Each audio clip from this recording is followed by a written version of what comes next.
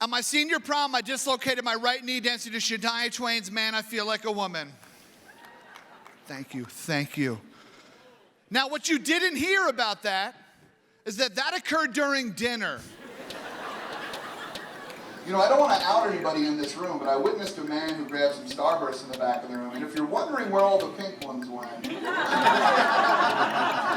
you don't have a food quirk, maybe you have another weird, maybe you like stick your finger in your belly button and sell it. I don't know what you do, friends. I think it's fun when we start that way. Because when we start to think about leadership and the serious work that you all have to do, it's also important to recognize that everybody in these meetings has a story.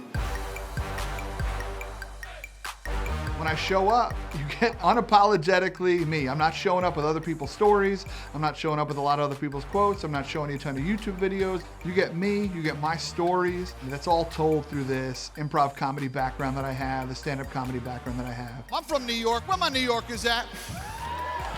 There you go. We shove them in the corner. That's probably smart. What I love about that is humor is so powerful because it gets people to open up, right? And so what I do is I open up my audiences by getting them to laugh, get them to kind of relax, and then I punch them in the feels. Sometimes it's weird in this environment like this because you're always sitting next to each other, you're always interacting, you're always bumping into each other, you're always playing foosball. Whatever it is, where are the places where you can be like, hey, I know this is awkward, but I also know that it's important. And it takes courage to push awkward aside and lean into the important. With the companies that I've worked with, I've noticed that they're so profit-driven and so ROI and what are we going to do in Q4, but they're not necessarily concerned about the individuals on their teams. That's why oftentimes in authentic leaders see a lot of turnover on their teams. They forget that the work that they do matters, and if all they're doing there is to make money and then go home, then I think they are missing a huge opportunity for connection. And connection leads to trust, and trust leads to loyalty. We as humans can't learn from people who are perfect.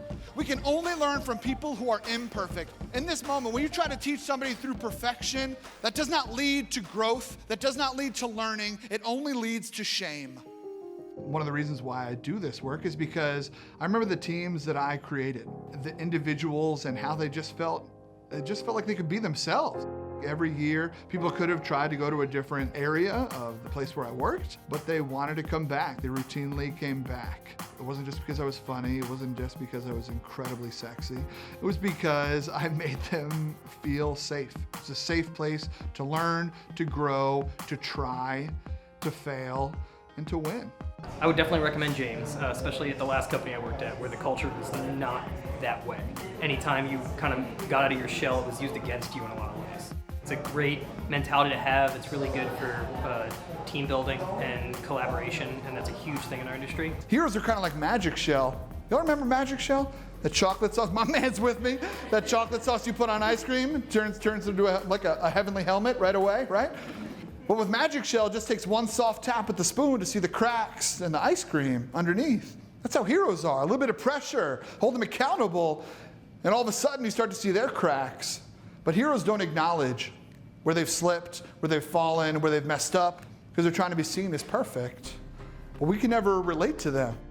When I speak to companies, I don't give this canned speech that I've given to 800 other companies. When you get me, you not only get my own stories, but you also get all the stuff that I pulled from the conversations that I had with the team members that I got to talk to on the front end. So I incorporate my stories and their stories to come up with truly tangible results for that company.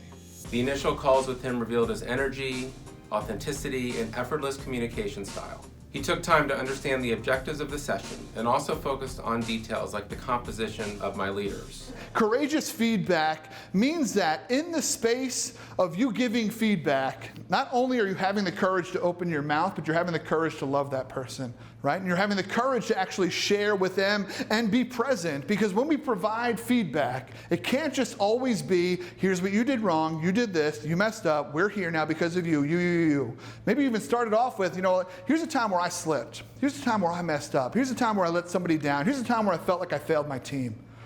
Share that story. Let them know that you're human. Absolutely bring James on board. He's super relatable.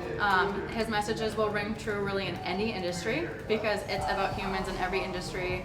And to make sure that you have the end where we just sat down and talked with him and people were to ask questions was really invaluable. So let me ask you this question. In your organizations, Are you who you're supposed to be, or are you yourself?